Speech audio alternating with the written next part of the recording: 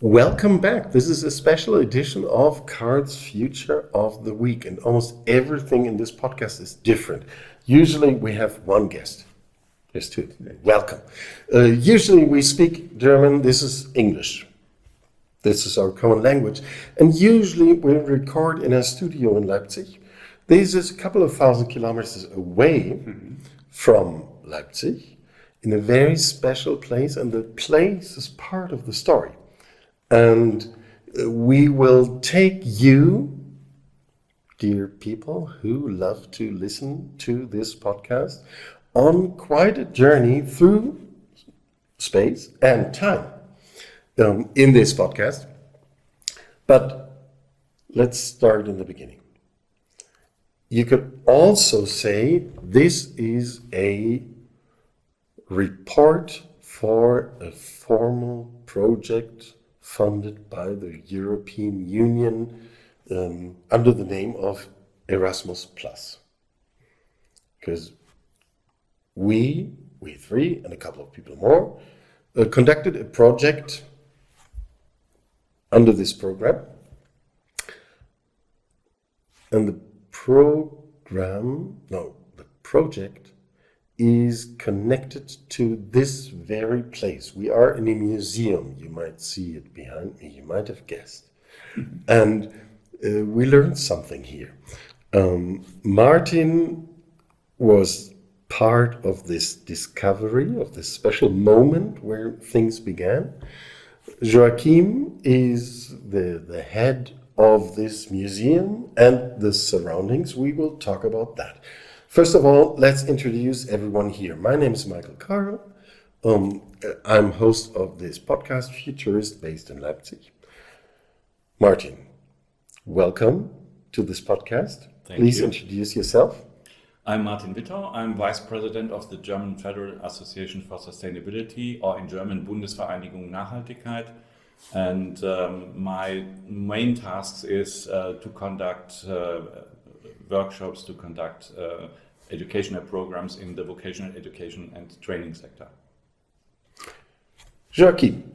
So, welcome. You have to say welcome. Welcome to Ammaia. My name is Joaquim and I work here in Ammaia. I'm an archaeologist and I'm one of the guys who work here since 30 years ago. And I started also here working as archaeologist in this Roman town called Ammaia. We need to draw a picture. Because people can see us, can hear us, but they cannot see what's outside of this building. This is not just any other museum with some stones and coins from Roman times, but we are on a site of a more or less complete Roman city. Yes, is that it's true? True. This is a Roman settlement. It begins in the end of the 1st century BC with the Emperor August. And Ammaia is more or less one of the main towns in Lusitania, very near the ancient capital of Lusitania, Emerita Augusta, nowadays in Spain. And this is an additional information. We are almost on the border between Portugal and Spain. We are on the Portuguese side. Yes, true. In one of the, today, economically speaking, rather poorer regions of Europe, but rich in history. Yes, completely. And the interest, we could go on talking about Ammaia for more than this podcast. To enable people to have a picture. You are lucky that no one came and built a city on top of the old Roman town. So what we have is the foundations of the buildings of almost the whole city. And on top there is soil and there's olive trees and one road, yes, but it was like a farm. It was like after that it was transformed in a farm. So they harvest, they crop, they do everything. So Ammaia started, as I said before, in the 1st century BC. And then after, we had a long term of history about Ammaia. and afterwards, in the maybe in the 12th century and after, it was reused as also a farm place and also a quarry. There is another interesting thing that we can talk about. That after. is a thing we will talk about. Just the last detail to enable a picture. I learned in school that Roman towns are like drawn on a squared piece of paper. Yes. And this is exactly what we see here. You told me when you start at one wall you have excavated, you can just go a couple of steps, meters, and I will find you the other know this is where the next wall will be. Yes, it's true. This is a town that it was made from one scratch. Probably some Roman guy came here, probably a legionary, I don't know. Some sort of soldier. Yes, soldier, a commander, and they established here the town. One of the main ideas could be also, in the first time, could be a military camp, because the shape of the plan is very well linked with this kind of structures from the Roman time. And Ammaia is very well drawn in the soil.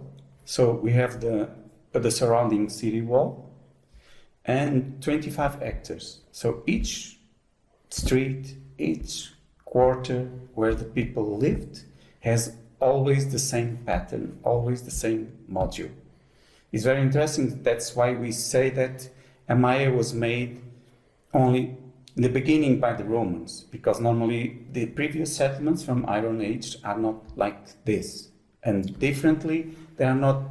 Also, Ammaia was built inside the valley, not on the top, in the top of a hill. It's complete, don't have any kind of defense. It was to bring people to live in the town. There's at least one question we need to solve here. How do we connect this Roman settlement, the Roman excavation site, with the future? Right next door, across the street, is a small academy, the Marau Academy for Music, Science and Arts. This is exactly where we, as a Future Institute, hold our annual Future Camp. This is what we were doing, and discussing circular economy as a future topic. Came over here just because it's near, really quite an innocent thought, to be honest. Martin, maybe you can describe what happened, how the link all of a sudden became visible. It was quite interesting. We have been the first time here, as far as I remember. It's 2 years ago. I think it was the second time, but early time. And it was, and out of a sudden we had the opportunity to make a kind of a cultural visit, and not only to sit in the academy in a room and think and talk about circular economy. So we thought, okay, we have a cultural event here, and we have been meeting you, and you guided us through this museum here. And this was an interesting moment. You told the stories of the stones, you told the stories of the jewelry you found, and the coins, and then out of a sudden we stood in front of a big, like this, glass boxes you have here for the parts, and this was glassware, fine glassware, carafes, glasses, amphors, little amphors, and that reminded me to Emperor Nero for his spears, and so this glassware was in such a condition, and that I felt it was right from the shelf of IKEA, and so this was the moment when little finer, little finer and a little older, I guess. But and you told a story, and I can remember, but you can take over then. I was remembering you were telling me in every Roman city where an excavation is, there is either glassware which is in a almost perfect condition or nothing. So Yes, it's not true. not broken glass.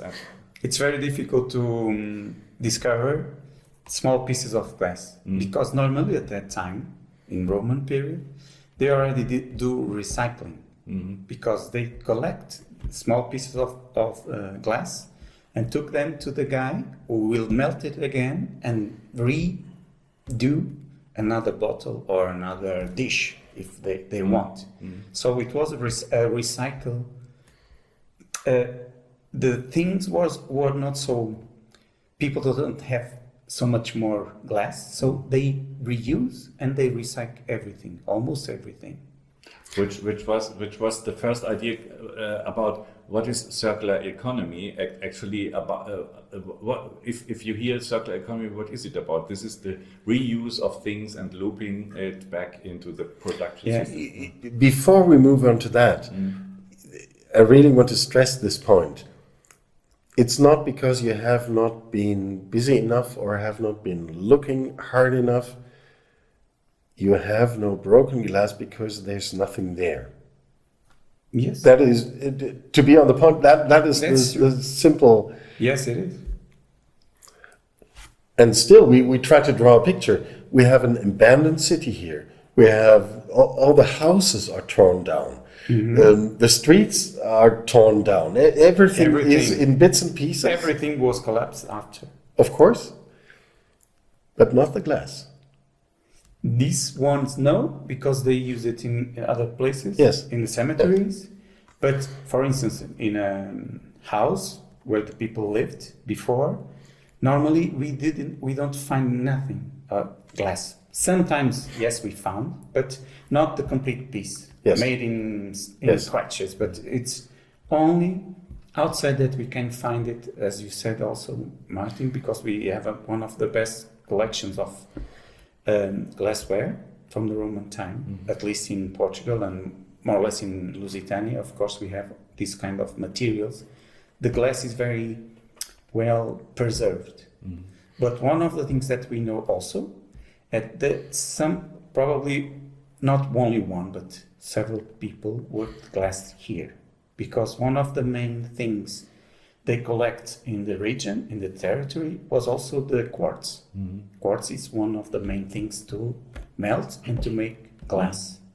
And we, in our excavation, is also very interesting because very here in the museum, because we adapt the ancient building of the farm to the museum. Now we have a site museum of Ammaia here, established with the exhibition and everything.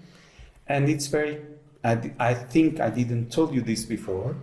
We discover here in the museum, in the building, ancient building, when we did the excavations to remodel all the building, some of the parts to the guy who have melted to make the glass. And we have it because we discovered it. At the beginning we didn't thought about it, but after we think about the recycled stuff that we discover. So it was to make again the glass. And now something happened. Because initially we were here, some people from Germany on a retreat discussing circular economy, knowing this is a relevant topic for future economy, for future society, in matters of climate change, etc., etc., etc. And we always assumed this is something new, this is a trendy topic, this is something we have to learn. Which I wouldn't say is so anymore. Would you? No, not at all. This is exactly a remarkable thing that circular economy obviously existed before Industrial Revolution. So in the Roman times, 2,000 years ago, and that was the idea that or the acknowledgement that circular economy isn't at all a new thing, but we have forgotten it. Actually, it must be excavated like your site. Yes, it's like that. Even in pre-Roman times, also the humanity did the same, because they kept reusing the tools and everything they use. So even if we look that time, they are all also doing circular economy.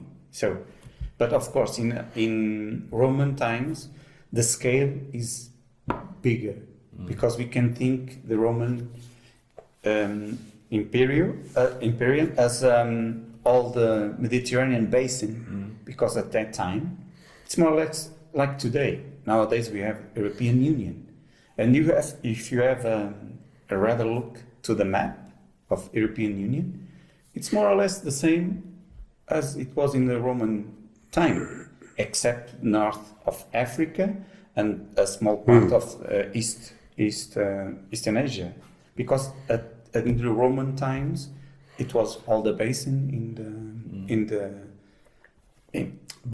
ruled by the Romans. So we can also establish this kind of link between. So it was not only here; it was in every municipality. It was part of the society and part of the economy. Yes, it's true. Yeah. Okay. It's like that. Which is a major learning to say, well, you have a economic system on a huge scale, a civilized society, a very successful society, on grounds of circular economy. I believe it was you who coined the term "everyone knows circularly but the economy." But that is something, well, speaking of today's economy, of course, which led us to this project I mentioned in the beginning. Because you start asking questions after these findings and these learnings, and you ask yourself, okay, is it a good way to go? Yes, of course it is. We don't need to debate this. There's policy papers from here to the Mediterranean to prove that point. Is it something we can learn? Obviously, yes. Because society. Yes, we can relearn. We can relearn, right? Relearn. And the next question would be, and this is where your institution comes in, what would we need to do? Yes, of course. As we have to relearn it, if you have to excavate it again, what is forgotten. Insofar, it is totally new. We know about circular economy. We know about the theory about circular economy. We know that we have been in, or we are in a linear economy, and we cannot scratch the curve. So the question always was how to create a new economy, not having these efforts to scratch a curve where it's not turn it around and not linear. Exactly. And so we, since we are in the vocational education sector, we are thinking immediately, if we're talking here about bridging the past with the future, what is needed for that in terms of organizations, in terms of companies, in terms of skills and competences of employees, of workers, and so this is where we are in the game to create, let's say, a training system around that. And this is, at least from my point of view, the second really surprising insight. The first is it has always been there, and we can see it. We can see it in a museum here. Yes. The second is, if we want to relearn, we need to learn to redescribe it.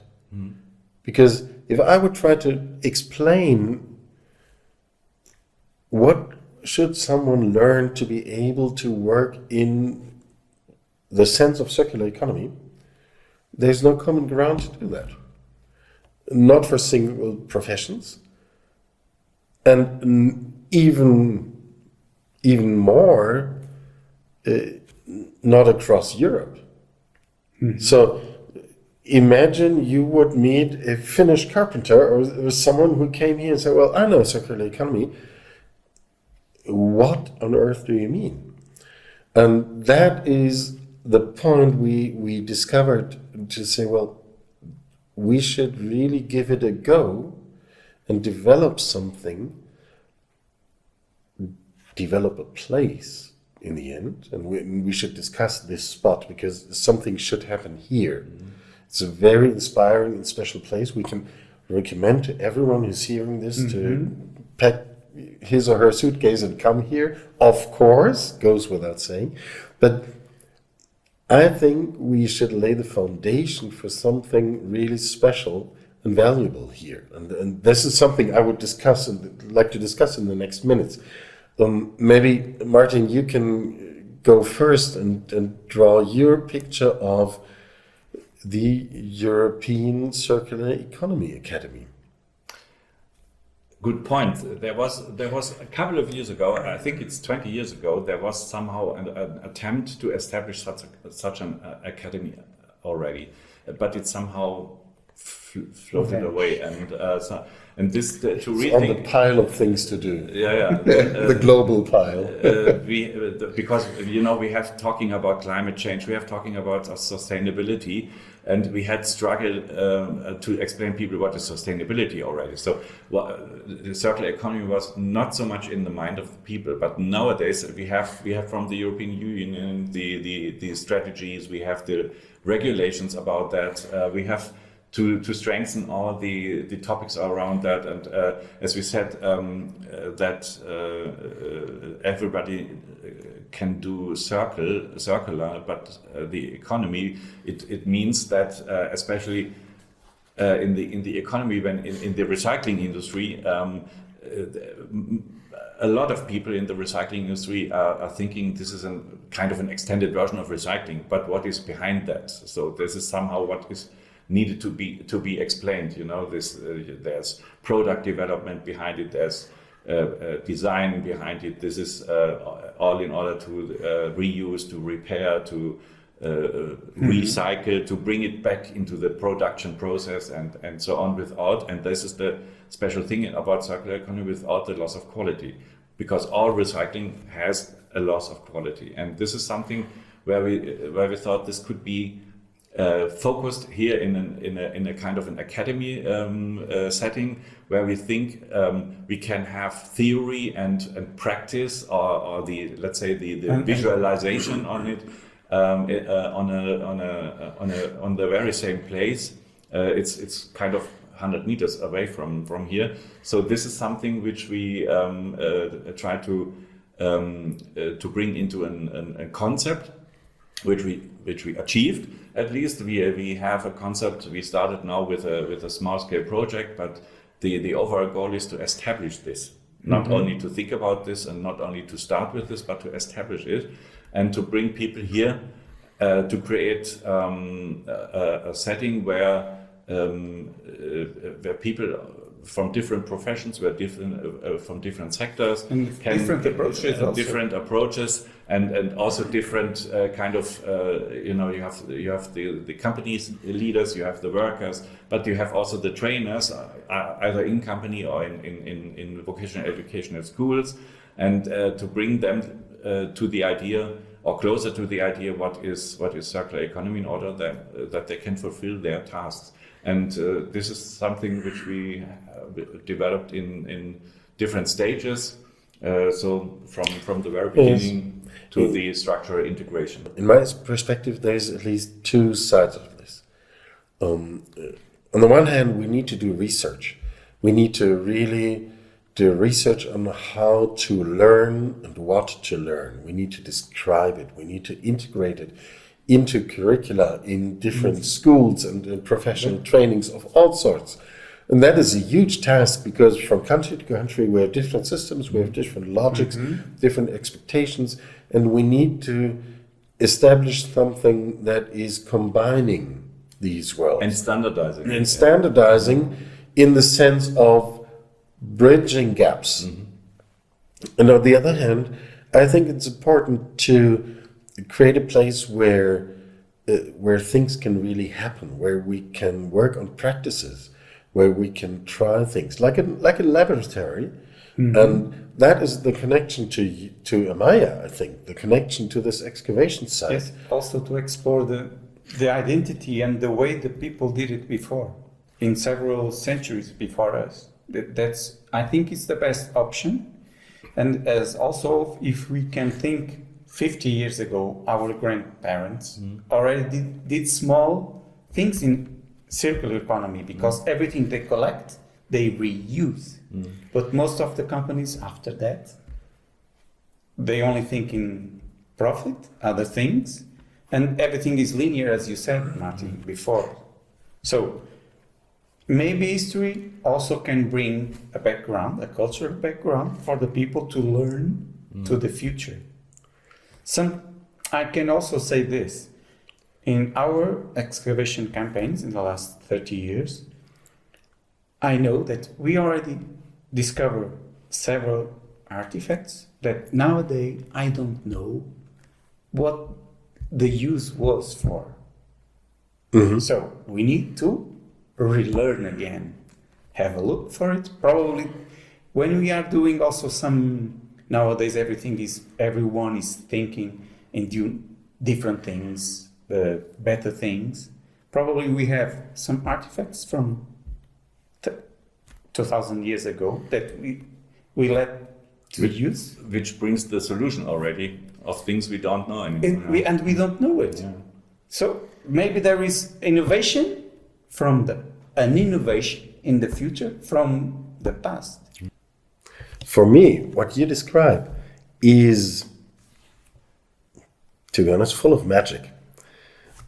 Because what we do is we excavate and dig in the past, and at the same time develop techniques and technologies and mindsets for the future. Or the other way around. It's the idea. So things get connected, which we usually would not connect. But maybe I could add this. We discussed the question of what is circular economy. And we all know these descriptions of reuse and recycle and blah, blah, blah, blah, blah, blah, blah. If you ask me, the most important point is it's a matter of mindset. It's a matter of not asking what can I build from this and then sell it, but rather here's a process of material and how can I add value to it? And that is a completely different question, leads to a completely different behavior, leads to Different business models. different business models, of course, opens up completely new possibilities to deal with the climate crisis, with social injustice, etc. And without even asking for it, pushes the idea of sustainability. Yes. I also can add another thing. For instance, I think I explained to you before, the mortar or the concrete from the Roman time. As you know, there are several monuments apart from Europe, in Germany, France, in Italy, in Spain, in Portugal, north of Africa. They are still standing. Some of them, they are still working. People live that kind of building. So we also can think about this. So at that time, they did a wonderful innovation, the concrete, the mortar, the way they make the junction of the sand and the mortar, the limestone and everything to build higher, to build one basement and to storage on top of it. So at that time they built it like this. Nowadays, the cement that we use, our concrete is not the same. It's not so good. It's 1,000 years against 25 or so. Yes, it's completely different. So we need also to think in this, because it will have a very big scale in economy if we start to do things like this, thinking in the process. Yeah. So it is a question of mindset. It's a mindset. And once you adopt this mindset, I think exactly this happens, what you just mentioned. You start here and then you say, oh, well, here's another example. And here's a third example. And here's a fourth. I can give you a lot of those. I remember one of our first trips here around Ammaia, you took us around the neighborhood, and you kept pointing to the buildings of the village and say, well, see that stone? That's Roman. See that stone? That's Roman as well. Yes. So it's already there. And this is basically the message, right? Especially in the construction sector, where we are thinking about reuse of material. You know, they reuse the bricks, they reused it the stone, everything. For the cathedral here, for the building of the farmhouses here, and so on. And it's true. Yeah. It's not only from here, because almost every country in Europe at that time it worked like this, because they reuse everything. Last question, Martin. Do you think it's possible to attract young professionals from all over Europe to this place, under this topic, under this question? And what will it be that attracts people? I think the most important thing is to have an idea, to get an idea, and the best way to get an idea is to see it and to make it. So if something could happen, like in the construction sector, there are so many professions in bricklayers, timber, carpenters, joinery, sanitary, and so on and so forth. And those people, to show them how it worked and how it could again working. I think this is the best way to experience what circular economy means. And I think the combination between theory and practice, at least, is a very common thing in Germany, in Austria, and Switzerland already. But actually, since you told it before, that every single European Union state has a different vocational education system. Some are more in schools, some are more in companies, and some have both. But actually, this is a way to get them all on board, and I think this is a good example of what can be done. And being as a young person here, let's say as an apprentice, or let's say as a young graduate, I think this is the thing. If they can somehow be part of a reconstruction or a different construction, or being part of a thing which is somehow durable and lasts for a couple of years, they can tell their children later, this was where I was part in. And I think this is a good example, not to talk about what they take for their experience and for their education to their companies or their professional ways they have in future with them. So there's really a long-term perspective to what we do here. To summarize things up, we finished the first of our Erasmus Plus funded projects by laying grounds, virtual grounds, planning grounds for the network, which will allow us to establish the European Circular Economy Institute or Academy. We're still debating the right name. Here in this region is Ammaia. Everyone will find this place by looking up Ammaia. And we heavily recommend visiting this site and exploring this yourself, of course. This is on the foot of the hill, and on top you find the castle and city of Malvan, which is one of the places you need to see before you die anyway. So this is not only reflecting on the learnings of our idea of establishing this topic of circular economy in these surroundings. This is, well, in the end, an invitation to come here and make yourself part of this project, of this idea, of this region, where we connect history and future. Joaquim? And nature. And nature, of course. And nature. Yes. Joaquim, Martin, my name is Michael. Thank you very much. You're welcome. Thank you. Thank you both.